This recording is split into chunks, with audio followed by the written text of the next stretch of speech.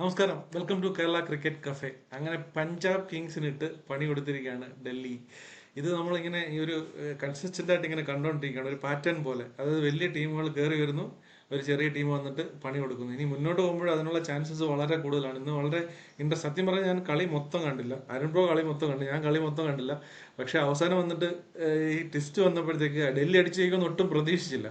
അപ്പോൾ ഇടയ്ക്ക് ഞാൻ കളി കണ്ടപ്പോഴും, പക്ഷെ അവസാനം വന്നിട്ട് അവിശ്വസനീയമായിപ്പോൾ ഡൽഹി ഇത് കളി ജയിച്ചു എന്ന് പറഞ്ഞപ്പോഴത്തേക്ക്. അപ്പോൾ അരുൺ ബ്രോ ആയിരിക്കും ഈ കളിയെ പറ്റി കൂടുതലായിട്ട് സംസാരിക്കാനായിട്ട് പോകുന്നത്. അതിനു മുമ്പ് നമ്മൾ ഈ ചാനൽ നിങ്ങൾ കാണുന്നുണ്ടെങ്കിൽ തീർച്ചയായിട്ടും നിങ്ങളൊരു സബ്സ്ക്രൈബ് ചെയ്യണം. സബ്സ്ക്രൈബ് ചെയ്യാത്തവർ അതുപോലെ തന്നെ ഒരു ലൈക്ക്, ഒരു കമൻറ്റ് മസ്റ്റായിട്ട് ചെയ്യേണ്ടത്. അത് ഞങ്ങളുടെ ഗ്രോത്തിൽ തീർച്ചയായിട്ടും ഞങ്ങളെ ഹെൽപ്പ് ചെയ്യും. അതൊരു വലിയൊരു ഉപകാരമായിരിക്കും. എന്നാലും നമുക്ക് കളിയിലേക്ക് വരാം. ബ്രോ, എങ്ങനെ ഉണ്ടായിരുന്നു കളി? കളി ദ കില്ലർ മില്ലറിനെ ഒന്നുകൂടെ ഒന്ന് കാണാൻ സാധിച്ചു എല്ലാവർക്കും. The prime Miller. എന്തുകൊണ്ട് നമ്മൾ മില്ലർ കളിക്കണം കളിക്കണം കളിക്കണം എന്ന് വാശി പിടിച്ചത് എന്തിനാണ് എന്ന് ഇപ്പോൾ ഒരു പരിധി വരെ ഏകദേശം എല്ലാവർക്കും മനസ്സിലായി കാണും. ഒരു സിംഗിൾ പ്ലെയറിന്റെ അഡീഷൻ കൊണ്ട് ഒരു ടീമിന്റെ ടോട്ടൽ സ്ട്രക്ചർ എങ്ങനെ മാറാം എന്നുള്ളത് നമ്മൾ ഇതിനോടൊപ്പം തന്നെ മനസ്സിലാക്കേണ്ട കാര്യമാണ്. ഇപ്പൊ നമ്മൾ നോക്കിക്കഴിഞ്ഞാൽ അവിടെ 210 എന്ന് പറയുന്നത് ഒരിക്കലും ഒരു ഡിഫെൻഡബിൾ ടോട്ടൽ അല്ല. അത് പ്യുവർ ചേസിങ് ഗ്രൗണ്ട് ആണ്. മിനിമം ഒരു 20-25 റണ്ണ് അവിടെ ഷോട്ടാണ് പഞ്ചാബ് അടിച്ചത് തന്നെ. പിന്നെ സ്ഥിരം ഡൽഹിയുടെ കൊളാപ്സും അവിടെ നിന്ന് റിക്കവറിയാണ് പതിലും വ്യത്യസ്തമായിട്ട് ഡൽഹിയുടെ ഇന്നിങ്സിൽ ഇന്ന് നടന്നത്. ആവശ്യഘട്ടമായപ്പോൾ അക്ഷർ പട്ടേൽ സ്റ്റെപ്പ് അപ്പ് ചെയ്തു, അതിനോടൊപ്പം തന്നെ മില്ലർ സ്റ്റെപ്പ് അപ്പ് ചെയ്തു, അതിനോടൊപ്പം തന്നെ അശുതോഷ് ശർമ്മ സ്റ്റെപ്പ് അപ്പ് ചെയ്തു. ഇതിനെല്ലാം എടുത്ത് പറയേണ്ട ഒരു കാര്യമാണ് മാധവ് തിവാരി എന്ന് പറഞ്ഞൊരു ഒരു ഒരു ഓൾറൗണ്ടറിന്റെ അഡീഷൻ. അതെ, ബോൾ ചെയ്തപ്പോഴും ബാറ്റ് ചെയ്തപ്പോഴും കോൺട്രിബ്യൂട്ട് ചെയ്തു. എനിക്ക് തോന്നിയത് ഈ പഞ്ചാബിന് ഫസ്റ്റ് ബാറ്റ് ചെയ്തപ്പോൾ ആ ഫസ്റ്റ് സെഷൻ പവർ പ്ലേയിൽ ഭയങ്കര എക്സ്പ്ലോസീവ് ആയിട്ട് തുടങ്ങിയിട്ട് പിന്നൊന്നും മെല്ലെ പോയി. ശ്രേയസ് അയ്യർ, എനിക്ക് പറയാനുള്ളത് ശ്രേയസ് അയ്യർ ഒരു T20 ബാറ്റർ ആണോ എന്നുള്ള കാര്യത്തിൽ എനിക്ക് ഇപ്പോൾ കഴിഞ്ഞ കുറച്ച് ഇന്നിങ്സുകൾ കാണുമ്പോഴത്തെ എനിക്ക് ഡൗട്ടുണ്ട്. കാരണം കഴിഞ്ഞ ഇന്നിങ്സിലും ഇതിനു മുമ്പ് പെട്ടെന്ന് ഔട്ടായി 1-2 ഇന്നിങ്സ്. അതിന് മുമ്പൊരു ഇന്നിങ്സിൽ ഒരു 50 അടുപ്പിച്ച് അടിച്ചപ്പോഴും ഇതേപോലെ തന്നെ സ്ട്രൈക്ക് റേറ്റ് മാത്രമല്ല, ഒരു ഫേസ് സ്ലോ ആക്കുന്നത് പോലെ ഉണ്ട് ശ്രേയസ് അയ്യർ. അവസാനം വന്ന് അടിച്ചിട്ടാണ് ഈ ഒരു സ്ട്രൈക്ക് റേറ്റിലേക്ക് ഇത് അവരുടെ ഇന്നിങ്സ് ഡൽഹി ഒന്ന് സ്ലോ ആയി. അവരുടെ ഇന്നിങ്സ് നോക്കി കഴിഞ്ഞാൽ ആദ്യത്തെ ഓവറിൽ മിച്ചൽ സ്റ്റാർക്കിനെ 22 റൺ അടിച്ചോണ്ട് അവർ തുടങ്ങുന്നത് തന്നെ.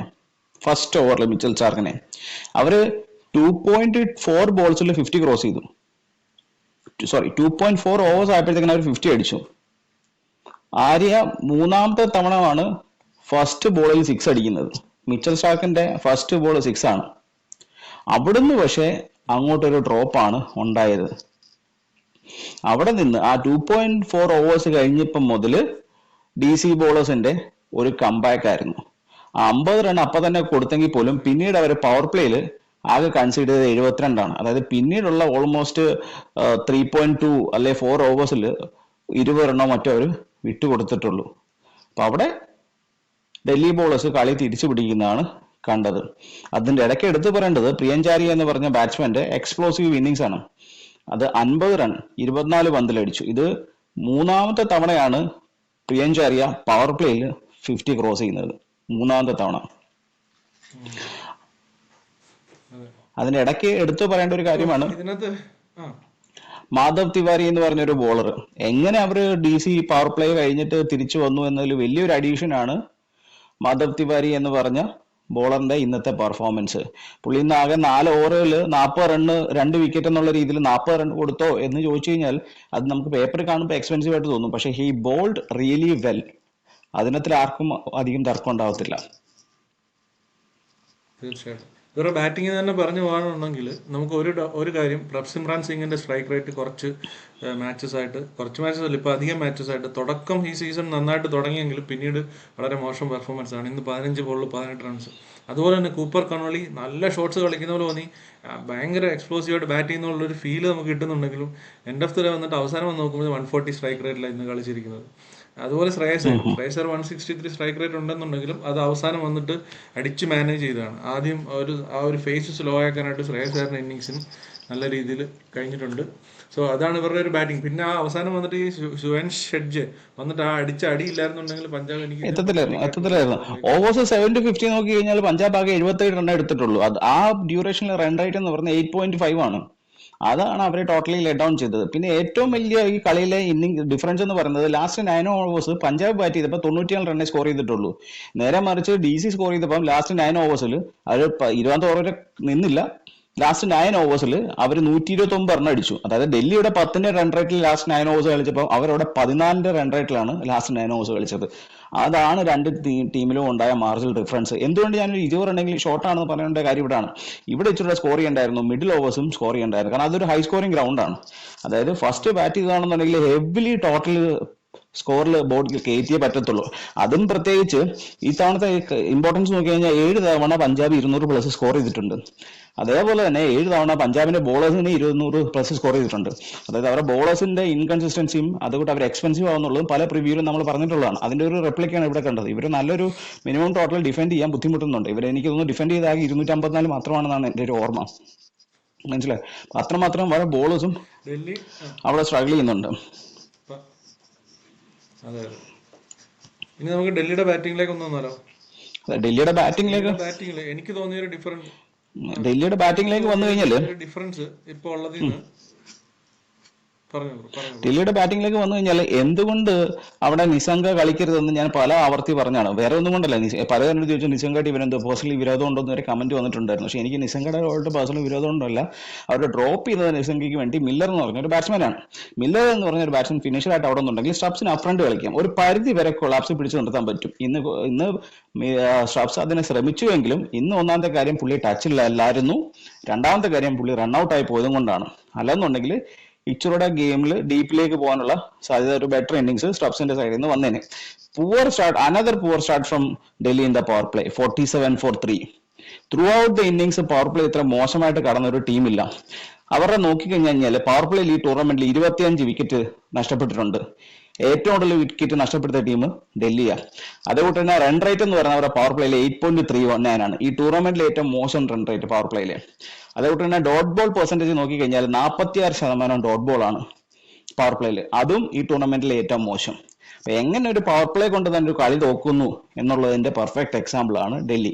പക്ഷെ ഇന്ന് പതിവിലും വിപരീതമായി നടന്നത് അക്ഷർ പട്ടേലിന്റെയും മില്ലറിന്റെയും അഡീഷനോടുകൂടി മിഡിൽ ഓർഡർ ഗെയിം എടുത്തുകൊണ്ട് പോയി എന്നുള്ളതാണ്. This is what Miller can do. This is what Miller is known to do. തോന്നിയത് അക്ഷർ പട്ടേലിന്റെ ഒരു അപ്രോച്ച്. ഇപ്പൊ ഇന്ന് നമ്മൾ അക്ഷർ പട്ടേലിന്റെ ബാറ്റിംഗ് തുടങ്ങുന്ന സമയത്ത് തന്നെ സപ്പോർട്ട് ചെയ്ത് ഒരു 6 അടിക്കുന്നുണ്ട്. അപ്പോൾ ആ ഒരു അപ്രോച്ച് ഇന്ന് വരെ ഈ ഒരു സീസണിൽ കണ്ടിട്ടേ ഇല്ല. നല്ല അഗ്രസീവായിട്ട് അപ്രോച്ച് ഇന്ന് അക്ഷർ പട്ടേൽ കളിച്ചത്. 186 സ്ട്രൈക്ക് റേറ്റ് ഉണ്ട്. ആ സ്ട്രൈക്ക് റേറ്റ് അവസാനം അടിച്ച് മാനേജ് ചെയ്തല്ല, ആദ്യം തൊട്ട് തന്നെ അടിക്കുന്നുണ്ടായിരുന്നു. നല്ല രീതിയിൽ അഗ്രസീവായിട്ട് തന്നെ കളിക്കുന്നുണ്ടായിരുന്നു. അത് ഡൽഹിയുടെ മൊത്തത്തിൽ അവിടെ നിന്ന് അങ്ങോട്ട് താഴോട്ട് ഡൽഹിയുടെ ഒരു ബാറ്റിങ്ങിനെ അത് ഇൻഫ്ലുവൻസ് ചെയ്തു. മില്ലർ വന്നിട്ട് പിന്നെ കുറെ ഫ്ലാറ്റ് 6 ഒക്കെ ആയിട്ട് അടിച്ച് തകർത്ത് കളഞ്ഞു. എത്ര ഫ്ലാറ്റ് 6 അടിച്ചത്? ഒന്നാമത്തെ കാര്യം അത് ഗ്രൗണ്ടിന്റെ കൂടെ ആണ് കേട്ടോ. ഹൈ ആൾട്ടിറ്റ്യൂഡ് ഗ്രൗണ്ട് ആണ്. അവിടെ കൂടുതലും ബാറ്റിൽ കൊണ്ടുകഴിഞ്ഞാൽ ഫോഴ്സിനെക്കാട്ടിൽ കൂടുതൽ കൺസിഡർ ചെയ്യുക സിക്സസ് ആയിരിക്കും. അത് ഹൈ ആൾട്ടിറ്റ്യൂഡ് ഗ്രൗണ്ടിന്റെ ഒരു പ്രത്യേകതയാണ്. ഇവിടെ എടുത്തു പറയേണ്ട ഒരു കാര്യം, പിന്നെയും പഞ്ചാബ് ക്യാച്ച് ഡ്രോപ്പ് ചെയ്യുന്നുണ്ട്. ഈ കളിയും 2 റൺ ഡ്രോപ്പ് ചെയ്തു. ഇതില് ഈ ടൂർണമെന്റിലെ ഏറ്റവും മോശം ക്യാച്ച് ഡ്രോ എഫിഷ്യൻസി ഉള്ള ടീം എന്ന് പറയുന്നത് DC ആണ്. 64.5% ആണ് 10ാം സ്ഥാനം. 9ാം സ്ഥാനം പഞ്ചാബിന്. ഈ കളിയുടെ കഴിഞ്ഞപ്പോഴത്തേക്കിന് 70% ആണ് ക്യാച്ചിങ് എഫിഷ്യൻസി എന്ന് പറയുന്നത്. അതായത് 10 ക്യാച്ച് വന്നാൽ അതിൽ 3 എണ്ണം അവർ വിട്ടുകളയും. ഇന്നും കളഞ്ഞു 2 എണ്ണം. അക്ഷർ പട്ടേലിന് 8ാമത്തെ ഓവറിൽ ഡ്രോപ്പ് ചെയ്തു. സ്റ്റബ്സിന് ഒരു ലൈഫ് കൊടുത്തു. അക്ഷർ പട്ടേലിന് ഒരു ലൈഫ് കൊടുത്ത് കിട്ടിയതിന്റെ അഡ്വാൻറ്റേജ് ആണ് അക്ഷർ പട്ടേൽ 28 പന്തിൽ 50 എടുത്തു. എനിക്ക് തോന്നുന്നു അക്ഷർ പട്ടേലിന്റെ 4ാമത്തെ IPL 50 ആണ് ഈ പുള്ളിയുടെ കരിയറിൽ ഇന്ന് സ്കോർ ചെയ്തത്. അതേപോലെ തന്നെ എടുത്തു പറയേണ്ടതാണ്, ആദ്യമേ അക്ഷർ പട്ടേൽ അറ്റാക്ക് ചെയ്ത് കളിച്ചപ്പം മില്ലർ സെക്കൻഡ് ഫീൽഡിൽ എടുത്തു. അക്ഷർ പട്ടേൽ ഔട്ട് ആയപ്പോഴത്തേക്കിന് മില്ലർ സ്റ്റെപ്പ് അപ്പ് ചെയ്ത് മില്ലർ അടിക്കാൻ തുടങ്ങി. ആ 2 6 അടിച്ചു കഴിഞ്ഞിട്ട് മില്ലർ ഔട്ട് ആയപ്പോൾ എല്ലാവരും വിചാരിച്ചു കളി കഴിഞ്ഞു, പഞ്ചാബ് ജയിച്ചു. അവിടെ ആയപ്പോഴത്തേക്കിന് അശുതോഷ് ശർമ്മ തുടങ്ങി. അശുതോഷ് ശർമ്മ അപ്പോഴത്തേക്കിന് 2 6ഉം 2 4ഉമായിട്ട് 10 പന്ത് 24 റൺ സ്കോർ ചെയ്തു. അശുതോഷ് ശർമ്മ ഔട്ടായപ്പോൾ വിചാരിച്ചു ഓക്കെ അവിടെ കഴിഞ്ഞു. അവിടെയാണ് മാധവ് തിവാരി വന്നു. 8 പന്ത് 18 റൺ, 2 6ഉം 1 ബൗണ്ടറി. അതിനോടൊപ്പം തന്നെ അക്യൂട്ട് നബി അവരുടെ ബോളറും വന്നു. 2 പന്തയിൽ 10 റൺ, 1 4ഉം 1 6ഉം. ഇതിനകത്ത് എടുത്തു പറയേണ്ട ഒരു കാര്യം, എന്തുകൊണ്ട് ചഹലിനെ റീച്ചില്ല? ചഹലിനെ കമ്പാരിറ്റീവ്ലി ഓക്കെ, അവിടെ സ്പിന്നേഴ്സിന് അത്ര നല്ല ട്രാക്ക് റെക്കോർഡ് അല്ല ഉള്ളത് പറഞ്ഞു കഴിഞ്ഞാൽ. അത് നല്ല ബോധ്യം ഉണ്ടായിരുന്നുവെങ്കിൽ ഇവർ എന്തിനാണ് ചഹലിനെ പ്ലേയിങ് 11 ഇൻക്ലൂഡ് ചെയ്തത്? എന്തുകൊണ്ട് മറ്റൊരു ബോളറിനെ ഇൻക്ലൂഡ് ചെയ്തില്ല? ശരിക്കും പറഞ്ഞാൽ അവർ ചാഹലിനെ ഉപയോഗിക്കാത്തതിന്റെ മെയിൻ റീസൺ ആ ചാഹലിനെ ഉപയോഗിക്കേണ്ട ആ ഒരു ഫേസിൽ കളിച്ചത് അക്ഷർ പട്ടേലും നമ്മുടെ ഇത് മില്ലറും കൂടാണ്. രണ്ട് ലെഫ്റ്റ് ഹാൻഡേഴ്സ് ആയതുകൊണ്ടാണ് ചഹലിനെ യൂസ് ചെയ്യാതിരുന്നത് ശരിക്കും പറഞ്ഞാൽ. എന്ന് അങ്ങനെ ഒരു സംഭവമൊന്നുമില്ല, ലെഫ്റ്റ് ഹാൻഡേഴ്സ് ആയതുകൊണ്ട് യൂസ് ചെയ്യാം. ചഹൽ ലെഫ്റ്റ് ഹാൻഡേഴ്സിന്റെ വിക്കറ്റ് എടുക്കാത്തൊന്നും അല്ലല്ലോ. അല്ല, മറുപടി പൊതുവെ അപ്പുറത്തും സ്പിന്നേഴ്സ് ആരും പൊതുവെ എറിഞ്ഞിട്ടില്ല. ഡൽഹിയുടെ 39 ഓവർ എറിഞ്ഞതിനകത്തിൽ ഒരു ഓവർ പോലും സ്പിന്നേഴ്സ് എറിഞ്ഞിട്ടില്ല. പക്ഷെ അക്ഷർ പട്ടേൽ നോക്കുകയാണെങ്കിൽ പ്രീവിയസ്ലി കളിച്ച കളിയിൽ അവിടെ 3 ഓവർ എറിഞ്ഞ് 27 റണ്ണിന് ഒരു വിക്കറ്റ് എടുത്തിട്ടുണ്ട് ഇതേ പഞ്ചാബിനെതിരെ. ചഹലിനെ നോക്കിക്കഴിഞ്ഞാൽ ഇന്റർനാഷണലി 4 ഓവർ ഇന്റർനാഷണൽ ശ്രീലങ്കയായിട്ട് കളിച്ചപ്പം 4 ഓവർ 27 റണ്ണ് ഒരു വിക്കറ്റ് എടുത്തിട്ടുള്ളത്. അന്ന് 6.75 ആയിരുന്നു എക്കോണമി. ആ ചഹലിന്റെ ആ ത്രൂ ഔട്ട് ആ ധർമ്മശാലയുടെ ട്രാക്ക് റെക്കോർഡ് നോക്കി കഴിഞ്ഞാൽ 8 ഓവർ 90 ഒരു വിക്കറ്റ്, അതായത് 11.25 ആണ് എക്കോണമി. എന്നിരുന്നാൽ തന്നെയും ഈ ചഹൽ എറിയാത്ത വെറ്റ് ബോൾ ഉണ്ടോ, ചഹൽ എറിയാത്ത ഡ്യൂ കണ്ടീഷൻ ഉണ്ടോ, ചഹൽ എറിയാത്ത ലെഫ്റ്റ് ഹാൻഡ് ബാറ്റ്സ്മാൻസ് ഉണ്ടോ? അപ്പൊ എന്തുകൊണ്ട് ചഹൽ എറിഞ്ഞില്ല? അല്ല, ഓക്കെ, ചഹൽ എറിയുന്നില്ല, Chahal was not even in your plan. അങ്ങനെയാണെന്നുണ്ടെങ്കിൽ ചഹലിനെ എന്തിനാണ് അവിടെ ഇൻക്ലൂഡ് ചെയ്തതെന്നുള്ളത് അടുത്ത ഒരു ക്വസ്റ്റ്യൻ ആണ്. ഇല്ല, ചഹൽ പ്ലാനിലുണ്ടായിരുന്നു. 3 റീസൺ ആണ്. ഒന്നാം പിച്ചിന്റെ ഇത്, ചഹലിന് ഒരു ചെറിയൊരു ഇഞ്ചറി പോലെ സംഭവിച്ചിട്ടുണ്ടായിരുന്നു, ഒരു വീണിട്ട്. പിന്നെ ഈ രണ്ട് ലെഫ്റ്റ് ഹാൻഡേഴ്സ് ആണ് അവിടെ കളിച്ചുകൊണ്ടിരുന്നത്. ഈ 3 റീസൺ കൊണ്ടായിരിക്കാം ചഹലിനെ യൂസ് ചെയ്യാതിരുന്നത്. അത് വലിയൊരു എന്തായാലും ഇവരുടെ ബോളിംഗ് വളരെ ശോചനീയമാണ്. അതെ അതെ അതെ. ഷോക്ക് പിന്നെ തന്നെയാണ് ലോക്കി പഞ്ചാബ്. ഫെർഗൂസൺ ഇല്ലെന്നുണ്ടെങ്കിൽ ഡെപ്ത് ഓവറിൽ എറിയാൻ നമുക്ക് അവർക്ക് ആളില്ലാത്ത അവസ്ഥയാണ്. ലോക്കി ഫെർഗൂസൺ പിന്നെയും പരിക്കിന്റെ പിടിയിലായി. അതുകൊണ്ടാണ് ഇന്ന് ലോക്കി ഫെർഗൂസൺ കളിക്കാതിരുന്നത്. ഇന്ന് നമുക്ക് പിന്നെ ഒരു കാരണവശാലും അവരുടെ പുതിയ അഡീഷൻ ആയിട്ടുള്ള ബെൻ ഡോഷസിനെ കുറ്റം പറയാൻ പറ്റത്തില്ല. പുള്ളി ചാൻസസ് ക്രിയേറ്റ് ചെയ്തു. ആദ്യമേ തന്നെ സ്റ്റബ്സിന്റെ ചാൻസ് ക്രിയേറ്റ് ചെയ്തു, ഡ്രോപ്പ് ചെയ്തു. അവിടെ തന്നെ ഡ്രോപ്പ് അക്ഷർ ചെയ്തു. പട്ടേലിന്റെ ചാൻസ് ക്രിയേറ്റ് ചെയ്തു, ഡ്രോപ്പ് ചെയ്തു. പുള്ളിക്ക് ഇന്ന് 3 വിക്കറ്റ് കിട്ടണ്ട, ഇത്ര എക്സ്പെൻസീവ് ആവത്തുമില്ലായിരുന്നു. അതേ കൂട്ട് തന്നെ എടുത്തു പറയേണ്ട ഒരു കാര്യം, ഡെപ്ത് ഓവേഴ്സിൽ ഒരു സ്റ്റംപ് ലൈൻ യോർക്കർ പോലും പഞ്ചാബിന്റെ ബോളേഴ്സ് എറിഞ്ഞില്ല. ക്യാപ്റ്റന്റെ അടുത്ത് ചോദിച്ചോ പറഞ്ഞ ഹിറ്റ് ദ ഡക്ക് ബോളർ ഞങ്ങളുടെ പ്ലാൻ ആയിരുന്നു എന്നുള്ളതാണ്. പക്ഷെ ഇവിടെ ആ കണ്ടീഷൻ അനുസരിച്ച് അത് വലിയൊരു മണ്ടത്തരമാണ്. കാരണം അത് ടോപ്പ് എഡ്ജ് ചെയ്താൽ പോലും 6 ആണ്. ഫ്ലാറ്റ് 6 അടിക്കാൻ പറ്റും ഇത്ര ഓൾട്ടിറ്റ്യൂഡിൽ കളിക്കുമ്പോൾ. അതുകൊണ്ട് യോർക്കർ ഗോ ടു ബോളാണ് ഏതൊരു ഡെപ്ത് ഓവറിലും ബോളറിനെ സംബന്ധിച്ച്. അത് ഒരെണ്ണം പോലും ഒരു സ്റ്റംസിന് നേരെ നടരാജന്റെ ഇൻക്ലൂഷനും എറിഞ്ഞില്ല എന്നുള്ളതാണ്. നടരാജൻ ഒരുപക്ഷെ ഇവിടെ കുറച്ചും കൂടെ എഫക്റ്റീവ് ആണ്. അതെ, ഒരുപക്ഷെ അയനമായിരുന്നു. അവർ 10 ഓവറിൽ 87 റണ്ണേ അടിച്ചിട്ടുള്ളൂ ഡൽഹി 8.7 എക്കോണമിയിൽ. ലാസ്റ്റ് 9 ഓവർ നോക്കിക്കഴിഞ്ഞാൽ 11 മുതൽ 19 വരെ ഓവർ നോക്കി കഴിഞ്ഞാൽ 129 റൺ അടിച്ചു. 14.3 ആണ് എക്കോണമി. അവസാനം ബോൾ ആരെ കൊണ്ട് എറിയിക്കും എന്നുള്ളൊരു കൺഫ്യൂഷൻ ആയി. കാരണം ഹർഷദീപിനെ അപ്രണ്ട് എറിഞ്ഞു, പിന്നെ ഡെപ്തിലേക്ക് എറിയാൻ ഓവർ ഇല്ലാതായി പോയി. അങ്ങനെ ടോട്ടലി ഇന്നൊരു എക്സിക്യൂഷൻ വഴിയും അവർക്ക് തെറ്റുപറ്റി. അവരുടെ സ്ട്രാറ്റജി പ്ലാൻ തെറ്റുപറ്റിപ്പോയി. അവർ ഇനഫ് ടോട്ടൽ അവർക്ക് സ്കോർ ബോർഡിൽ പോസ്റ്റ് ചെയ്യാൻ പറ്റിയില്ല. അങ്ങനെ too much mistakes from A single end എന്നുള്ളത് കൊണ്ടാണ് പഞ്ചാബ് ഇന്ന് ജയിക്കാതെ പോയതും. ഇന്ന് ഡൽഹി ഔട്ട് പെർഫോം ചെയ്തത്. ഇത്രയും നാളും അവരുടെ ടോപ്പ് ഓർഡർ കൊളാപ്സ് ആവും. എന്തുകൊണ്ട് മില്ലറിനെ ആഡ് ചെയ്യണം എന്ന് പറഞ്ഞത് ഇത് തന്നെയാണ്. സ്റ്റബ്സിനെ മുന്നേ കളിപ്പിക്കാൻ പറ്റും, പിന്നെ മില്ലറിന് ഒരു ഫിനിഷിംഗ് ടച്ച് കൊടുക്കാനും പറ്റും. അതിന്റെ ഒരു റെപ്ലിക്കയാണ് ഇന്ന് അവിടെ കണ്ടതും. അതുകൊണ്ട് അവർക്ക് ഇത് എന്തുകൊണ്ട് നേരത്തെ ചെയ്തുകൂടായിരുന്നു? എന്തുകൊണ്ട് ഇത് കൺസിസ്റ്റന്റ് ആയിട്ട് അവർക്ക് ആദ്യമേ മൂലം ഇംപ്ലിമെന്റ് ചെയ്തില്ല എന്നുള്ളതാണ് എന്റെ ഏറ്റവും വലിയ സംശയം. ഇപ്പോഴും ഞാൻ പറയുന്നു, പൃഥ്വി ഷാ എന്ന് പറഞ്ഞ ബാറ്റ്സ്മാൻ കളിക്കണം. പുള്ളി ഇപ്പോഴും എന്തോ ഒരു പേഴ്സണൽ റിവെഞ്ച് കൂട്ടാണ് പുള്ളിയെ പുറത്തിരുത്തുന്നത്. അതാണ് ഞാൻ പറയാൻ വന്നത്. അവരുടെ ശരിക്കും ഡൽഹിയുടെ ഒരു ഇതെന്താന്ന് വെച്ചാൽ, ഈ IPL ഓപ്പണിംഗ് ഒരു എക്സ്പ്ലോസീവ് ഓപ്പണിംഗ് അവർക്ക് വേണം. അവർ ഡക്കറ്റിനെ എടുത്തതും നിശങ്ക എടുത്തതും ആ ഒരു റീസൺ കൊണ്ടാണ്. സോ ഈ സീസണിന്റെ തുടക്കത്തിൽ അവരുടെ ഒരു സ്ട്രാറ്റജി അങ്ങനെയായിരുന്നു. സോ അതുകൊണ്ട് തന്നെ അവർ അതിൽ സ്റ്റിക്ക് ചെയ്തു. നിശങ്ക എന്തായാലും ഒരു ഓവർസീസ് ഓപ്പണർ വേണമെന്നുള്ളത്. പക്ഷെ അവർക്ക് ഇപ്പൊ ഒരു ചലഞ്ചിങ് ആയത് മില്ലറിനെ പുറത്തിരുത്തേണ്ടി വന്നു. ഈ എങ്കിഡി നല്ല രീതിയിൽ ബോൾ ചെയ്യും, സ്റ്റാർക്ക് തിരിച്ച് ടീമിലേക്ക് വരികയും കൂടെ ചെയ്തപ്പോൾ എങ്കിഡിയെ സ്റ്റാർക്കിനെ കളിപ്പിച്ചേ പറ്റത്തുള്ളൂ. പിന്നെ 2 ഓവർസീസ് ബാറ്റേഴ്സിനെ കളിപ്പിക്കുമ്പോൾ നിശങ്ക കളിക്കുമ്പോൾ മില്ലറിനെ പുറത്തിരുത്താന്നുള്ള അവരുടെ തീരുമാനമാണ്. അവർക്ക് പണി പാളിയത്. മില്ലറിനെ പുറത്തിരുത്തേണ്ട ആവശ്യമില്ലായിരുന്നു. അവർ ഹാർഡ് ഡിസിഷൻ എടുക്കണമായിരുന്നു. ടോപ്പിൽ ഇപ്പൊ നിശങ്കയെ കളിപ്പിക്കുകയാണെങ്കിൽ തന്നെ എങ്കിഡിയോ സ്റ്റാർക്കിനെ പുറത്തിരുത്തണം എന്നുള്ളൊരു ഡിസിഷൻ എടുക്കാൻ പാടില്ലായിരുന്നു. ഒരു കാരണവശാലും മില്ലറിനെ പുറത്തിരുത്താൻ എന്നുള്ളൊരു ഡിസിഷൻ എടുക്കാൻ പാടില്ലായിരുന്നു. അതുപോലെ തന്നെ ഇന്ന് അഭിഷേക് പോറലിനെ അവർ വീണ്ടും ഇന്ന് ചേഞ്ചസ് അവർ കൊണ്ടുവന്നു ടോപ്പ് ഓർഡറിൽ. ഇപ്പോഴും അവരുടെ ടോപ്പ് ഓർഡർ സെറ്റിൽ ആയിട്ടില്ല. അതാണ് ഇപ്പൊ നിതീഷ് റാണെ കളിപ്പിച്ചില്ല. നിതീഷ് റാണെ തെറ്റ് ചെയ്തിട്ട് അല്ല, അത് നേരത്തെ കഴിഞ്ഞ പ്രിവ്യൂല് തന്നെ പറഞ്ഞിരുന്നു. ഇനി ഞങ്ങൾ അടുത്ത വർഷത്തേക്കിനുള്ള ടീമിനാണ് നോക്കുന്നത്. അത് ടോട്ടൽ വിപ്രാജ് നിക്കം, നിതീഷ് റാന, സമീർ റുസ്വി, അവർ ടോട്ടൽ ലൈനപ്പിനെ അവരെ ക്ലീൻ ചെയ്തു. എന്നിട്ട് പുതിയ സെറ്റ് ഓഫ് ആൾക്കാരാണ് ആഡ് ചെയ്തത്. അതിലൊന്നും ഒരു എതിരഭിപ്രായമില്ല. എന്തുപോലെ അവർക്ക് അതെല്ലാം പരീക്ഷിച്ച് തോറ്റുപോയി. ഇനിയും ചാൻസസ് കിട്ടാത്ത ഒരു ചാൻസ് കിട്ടിയ ഒരു പ്രൂവ് ചെയ്യട്ടെ. ഇന്ന് അതുകൊണ്ട് എന്താ ഇത്രയും നാളും ഇങ്ങനെ ഒരു ഓൾറൗണ്ടർ അവർ കൈവച്ചോണ്ടിരുന്നു നമ്മളിപ്പോ അറിയാൻ കഴിഞ്ഞില്ലേ? അതിനോടൊപ്പം തന്നെ എനിക്ക് ആഡ് ചെയ്യാനുള്ള ഒരു കാര്യം, Punjab is looking really weak. ഈ സീസണിൽ ക്വാളിഫൈ ആകാതെ പോയി കഴിഞ്ഞു കഴിഞ്ഞാലും വലിയ അത്ഭുതമില്ല. അതിനകത്ത് ഒന്ന് രണ്ട് റീസൺസ് എനിക്ക് തോന്നുന്നത് പഞ്ചാബ് ഒന്നാമത്തെ കാര്യം അവരുടെ ഫോക്കസ് ടോട്ടലി ഫീൽഡിങ്ങിലേക്ക് ഷിഫ്റ്റ് ചെയ്തിട്ടുണ്ട്. അത് അവർക്ക് ഒരു ബാധ പോലെ ഇങ്ങനെ എല്ലാവരും ഈ ഫീൽഡേഴ്സ് ബോൾ പിടിക്കാൻ വരുമ്പോൾ തന്നെ ഈ അവർക്ക് അതൊരു ഒരു സംഭവമാണ്. ഇവർ ക്യാച്ച് വിടുന്നു എന്നുള്ളൊരു ഇതും അവരുടെ ഒരു കഴിഞ്ഞ ഒരാഴ്ചയായിട്ട് അവരുടെ പ്രാക്ടീസ് മൊത്തം ഈ ഫീൽഡിങ് പ്രാക്ടീസ് ആയിരുന്നു എന്നൊക്കെ 18 പറയുന്നുണ്ട്. എക്സ്ട്രാസ് ആണ് ഒരുപാട് ഇന്ന് കൺസീഡ് ശരിക്കും ചെയ്തത്. പറഞ്ഞാൽ അങ്ങനെ 18 എക്സ്ട്രാ, അതിൽ 9 വിക്കറ്റ് കീപ്പറിന്റെ സൈഡിൽ കൂടെയാണ് പോയിരിക്കുന്നത്. മിസ്ഫീൽഡ് എന്ന് വെച്ച് കഴിഞ്ഞാൽ ഞാൻ പറഞ്ഞില്ലേ, ഈ ബൗണ്ടറി റൈഡേഴ്സിനകത്തിൽ ഭയങ്കര വീക്കാണ്. ചഹലിനെയാണ് ഇങ്ങനെയുള്ള ഫാസ്റ്റ് പേസ്ഡ് പിച്ചിനകത്തിൽ കൊണ്ട് തേർഡ് മാൻ നിർത്തിയിരിക്കുന്നത്. ആ വഴി തന്നെ എത്ര ഫോർ പോയി. ചഹലിന് ഓക്കെ ഫൈൻ ലെഗിലും ഒക്കെ പാത്ത് നിർത്താൻ പറ്റിയ ഒരു പ്ലെയർ ആണ്. ചഹലൊന്നും അത്ര ഫ്ലെക്സിബിൾ ആയിട്ടും അല്ലെ അത്ര ഇന്റൻസീവ് ആയിട്ടൊന്നും ഓടി ബൗണ്ടറി കട്ട് ചെയ്യുന്ന ഒരു പ്ലെയർ അല്ല. ഫീൽഡിംഗ് പൊസിഷൻസ് അതൊക്കെ ഒരു അങ്ങനെ നോക്കി കഴിഞ്ഞാൽ ഒരുപാട് മിസ്റ്റേക്സ് ഉണ്ട്. ഞാൻ അതിലേക്കൊന്നും കടക്കുന്നില്ല. ഓൾ ടുഗദർ ഞാൻ പറയുകയാണ്, Punjab is looking really weak. കാരണം 4 തോൽവികൾ. അല്ല, അതിന്റെ റീസൺസ് ആണ് ഞാൻ അതെ പറഞ്ഞത്. അതെ. ഒന്ന് അവരുടെ ഫോക്കസ് ഷിഫ്റ്റ് ഭയങ്കരമായിട്ട്. ഒരു കോൺഫിഡന്റ് ടീം എന്ന് പറയുമ്പോൾ ഒരിക്കലും ഫീൽഡ് അവരുടെ ഇപ്പൊ ഇന്നത്തെ കളിയുടെ ഇടയ്ക്ക് നോക്കിക്കഴിഞ്ഞാൽ ഓരോ മിസ്ഫീൽഡ് ചെയ്യുമ്പോഴും പോണ്ടിങ്ങിനെ കാണിക്കുകയാണ്. പോണ്ടിങ് ചിരിക്കുന്നുണ്ടോ, പോണ്ടിങ് അതായത് ഫീൽഡിങ്ങിലാണ് ടോട്ടൽ ഫോക്കസ്. അവർ തന്നെ പറയുന്നുണ്ട് അവർ ഫീൽഡിംഗ് സെക്ഷൻസ് കൊടുക്കും. ശരിക്കും പറഞ്ഞാൽ ഒരു കോൺഫിഡന്റ് ടീം അഥവാ കുറച്ച് ക്യാച്ച് ഡ്രോപ്പ് ചെയ്തെന്ന് പറഞ്ഞിട്ട് അതിന് എക്സ്ട്രാ സെക്ഷൻസിന്റെ ഒന്നും ആവശ്യമൊന്നുമില്ല. അവർ മെന്റലി അതിനുവേണ്ടി ഇവരൊന്നും ആദ്യമായിട്ട് ക്രിക്കറ്റ് കളിക്കുന്നവരോ ക്യാച്ച് ചെയ്യുന്നവരോ ഒന്നും അല്ല. സോ പ്രോബ്ലം മെന്റലാണ്. സോ അതിനകത്തേക്ക് ഫോക്കസ് കൊണ്ടുപോകാതെ ബാക്കിയുള്ള കാര്യങ്ങൾ ഇപ്പോൾ ഇവർക്ക് ഇത്രയും വേറെ പ്രശ്നങ്ങളുണ്ട്. സോ ഫീൽഡിംഗ് ഒരു ഇഷ്യൂ ആണെന്നുള്ളത് അവരുടെ മെന്റലി അവരുടെ തലയ്ക്കകത്തുണ്ട്. ഫീൽഡേഴ്സ് ഇന്ന് അർഷ്ദീപ് വിട്ട ക്യാച്ചൊക്കെ കാണുമ്പോൾ അറിയാം, അവർക്കറിയാം ക്യാച്ച് വിടുവോ പേടിച്ചു കഴിഞ്ഞാൽ ക്യാച്ച് വിടുവോ, എത്ര വലിയ ഫീൽഡറായാലും. സോ ആ ഒരു മെന്റാലിറ്റിയിലേക്ക്, ആ ഒരു നെഗറ്റീവ് മെന്റാലിറ്റിയിലേക്ക് പഞ്ചാബ് പോകേണ്ട ഒരു ആവശ്യമില്ല. അതിനോടൊപ്പം രണ്ടാമത്തെ ഒരു കാര്യം എനിക്ക് മെൻഷൻ ചെയ്യാനുള്ളത്, പ്രഭ്സിമ്രാൻ സിംഗ് എന്ന് പറഞ്ഞൊരു പ്ലെയർ.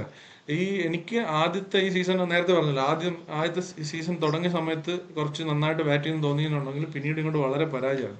അവിടെ നമ്മുടെ വിഷ്ണു വിനോദ് വരുവാണെന്നുണ്ടെങ്കിൽ കുറച്ചും കൂടെ മെച്ചമാണ് എന്ന് എനിക്ക് തോന്നി ഇപ്പോഴത്തെ അതെ. സാഹചര്യത്തിൽ. അതിനോടൊപ്പം തന്നെ എനിക്ക് 2 കാര്യങ്ങൾ ആഡ് ചെയ്യാനുണ്ട്. ഒന്ന്, പ്രഭ്സിമ്രൻ സിംഗ് കഴിഞ്ഞ സീസണും ഇങ്ങനെ തന്നെയാണ്. കഴിഞ്ഞ സീസണും അവര് കപ്പ് കിട്ടാതെ പോയതും അവസാനം സ്ട്രഗിൾ ചെയ്തതും പുള്ളിയുടെ അണ്ടർ പെർഫോമൻസ് കൊണ്ടാണ്. ഇത് സെയിം കോപ്പി തന്നെയാണ് കഴിഞ്ഞ വർഷം നടന്നത്. ഒന്ന്. 2, ഇവര് ടോപ്പ് 3 ഹെവി ഡിപ്പെൻഡന്റ് ആയിട്ട് പ്യൂർലി മാറി. ഒന്നെങ്കിൽ പ്രിയാൻചാര്യ പ്രഭ്സിമ്രൻ സിംഗ് എന്നുള്ള രീതിയിൽ ഹൈ ഇന്റൻസീവ് ആയിട്ടുള്ള പാർട്ണർഷിപ്പ് വരണം, അതല്ലെങ്കിൽ ശ്രേയസ് അയ്യർ ഹൈലി എക്സ്പ്ലോസീവ് ആയിട്ട് കളിക്കണം. പക്ഷെ കഴിഞ്ഞ വർഷം അങ്ങനെ അല്ലായിരുന്നു. കഴിഞ്ഞ വർഷം എല്ലാവരും ചിപ്പിൻ ചെയ്യുന്നുണ്ടായിരുന്നു. പക്ഷെ ഈ സീസണിൽ അങ്ങനെ എല്ലാവരും ചിപ്പിൻ ചെയ്യുന്നു. അങ്ങിങ് ഓരോരുത്തർ ഓരോ പടക്കം പൊട്ടിച്ചിട്ടുണ്ട് എന്നുള്ളതല്ലാതെ അതും ടോപ്പ് 4 വന്നിട്ടുള്ളൂ. അതിന് താഴോട്ട് പ്രത്യേകിച്ചൊന്നും നടക്കുന്നതായിട്ട് എനിക്ക് തോന്നുന്നില്ല. അതിലെല്ലാം ഉപരി ഈ തവണ അവരെ ടോട്ടലി ലെറ്റ് ഡൗൺ ചെയ്തത് മാർക്കോ യാൻസൺ എന്ന് പറഞ്ഞ ബോളറാണ്. പുള്ളി ഇത് ഭയങ്കര എക്സ്പെൻസീവ് ആണ് ഈ ടൂർണമെന്റിന്. പുള്ളിയുടെ എനിക്ക് എന്റെ വലിയ അഭിപ്രായത്തിൽ പുള്ളിയെ മാറ്റിയിട്ട് അടുത്തൊരു ബോളറിനെ കണ്ടെത്തേണ്ടിയിരിക്കുന്നു. അത് എത്രത്തോളം വൈകുന്നു അത്രത്തോളം ഡേഞ്ചർ ആണ് പഞ്ചാബിന്. ഈ അവസാനം കൊണ്ടുവന്ന് ഇങ്ങനത്തെ കാര്യങ്ങൾ കാണിച്ച് ഇതിൽ റിക്കവർ ആവാൻ ഇനിയും വേറെ ടൈം പോലും ഇല്ല. ഇന്ന് സുഖമായിട്ട് 14 പോയിന്റുമായിട്ട് 15 പോയിന്റുമായിട്ട് മോളിൽ കയറിയിരിക്കുകയായിരുന്നു. അവര് സ്ട്രാറ്റജിയിൽ പണി പാളി, അല്ലെങ്കിൽ അവരുടെ ഒരു കോൺഫിഡൻസ് നഷ്ടപ്പെട്ടു എന്നുള്ളതിന് ഏറ്റവും വലിയ ഉദാഹരണമാണ് മാർക്കോ യാൻസന്റെ റീപ്ലേസ്മെന്റ് ആണ് ഈ ബെൻ ഡോഷ്യസ്.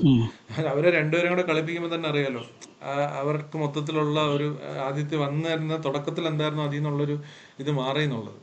സോ ഇനി മുന്നോട്ട് പോകുമ്പം എന്താവുമെന്ന് അറിയില്ല. ഇനി കടുത്ത മത്സരങ്ങളാണ്. ഇനി RCB ആയിട്ട് തന്നെ ഒരു മത്സരമുണ്ട്. സോ നമ്മൾ ഒരുപാട് കാത്തിരുന്ന പണ്ട് RCB പഞ്ചാബ് മത്സരം എന്നൊക്കെ പറഞ്ഞ് ഒരുപാട് ഹൈപ്പ് കൊടുത്തൊരു മത്സരമാണ്. ഇപ്പൊ നോക്കുമ്പോഴത്തേക്ക് ഈ ഒന്നുമില്ലാതെ ആയി പോവാന്നുള്ളതാണ് ഇപ്പോഴത്തെ ഒരു സ്ഥിതി വെച്ചിട്ട്. അതും കണ്ടിരുന്നത് നമുക്ക് കാണണം പഞ്ചാബിന്റെ കാര്യങ്ങളൊക്കെ എങ്ങനെയാണ്. പക്ഷെ അതുകൊണ്ട് ഡൽഹി ടൂർണമെന്റിൽ ലൈവായി ഇപ്പോഴെങ്ങും എന്നെ പുറത്താക്കാൻ പറ്റത്തില്ലടാ എന്നുള്ള രീതിയിൽ തന്നെ ഡൽഹി ഒരു പടി മുന്നോട്ട് കയറി 10 പോയിന്റുമായിട്ട് ഇപ്പൊ 7ാം സ്ഥാനത്തേക്ക് കയറിയിട്ടുണ്ട്. ഡൽഹിയും ചാൻസസ് സജീവമാക്കി. ഡൽഹിയുടെ കാര്യത്തിൽ എനിക്ക് ഇപ്പോഴും പ്രതീക്ഷയൊന്നുമില്ല. കാരണം ഇപ്പോഴും അവര് അതിനകത്ത് വലിയ മാറ്റമൊന്നും ഉണ്ടായിട്ടില്ല. പുതിയ പരീക്ഷണങ്ങൾ ബ്രോ പറഞ്ഞ പോലെ ഇപ്പോൾ യങ്സ്റ്റേഴ്സിനെ കളിപ്പിച്ചു എന്നുണ്ടെങ്കിലും അവർക്ക് ടൂർണമെന്റ് അലൈവായിട്ട് നിൽക്കാനാണെന്നുണ്ടെങ്കിൽ ഓൾറെഡി പ്രൂവൺ ആയിട്ടുള്ള നിതീഷ് റാണേന്ന് എടുത്ത് പുറത്തിരുത്തേണ്ട ആവശ്യമില്ല. ഇനി അടുത്ത സീസണിലേക്കാണ് നോക്കുന്നുണ്ടെങ്കിൽ ഓക്കെ, അങ്ങനെയാണെങ്കിൽ പിന്നെ ഇവിടെ ഈ ടൂർണമെന്റ് അലൈവ് വേണ്ട ആവശ്യമില്ലല്ലോ. അതുകൊണ്ട് ഡൽഹിയുടെ കാര്യത്തിൽ എനിക്ക് എത്ര ഒരു വിശ്വാസം പോരാ. അപ്പൊ എന്തായാലും നമുക്ക് നോക്കാം. അപ്പൊ ഇതെന്തായാലും ഇന്നത്തെ വീഡിയോ നമുക്ക് വൈൻഡപ്പ് ചെയ്യാം. വേറെ എന്തെങ്കിലും പോയിന്റ്സ് ആഡ് ചെയ്യാൻ? അത്രേ ഉള്ളൂ. ഓക്കെ. അപ്പൊ നമുക്ക് എന്തായാലും ഇന്നത്തെ ഇത് വൈൻഡപ്പ് ചെയ്യാം. എല്ലാവരും നേരത്തെ പറഞ്ഞ പോലെ തന്നെ നമ്മുടെ വീഡിയോ പറ്റുന്നുണ്ടെങ്കിൽ ഒന്ന് ലൈക്ക് ചെയ്യുക. അതുപോലെ തന്നെ നിങ്ങളുടെ അഭിപ്രായം കമന്റ് ആയിട്ട് പങ്കുവെക്കുക. സബ്സ്ക്രൈബ് ചെയ്യാത്തവർ സബ്സ്ക്രൈബ് ചെയ്യുക. അപ്പോൾ മറ്റൊരു ക്രിക്കറ്റ് റിലേറ്റഡ് വീഡിയോയിൽ ഞാനും ഒത്തുകൂടുന്നവരെ ബൈ.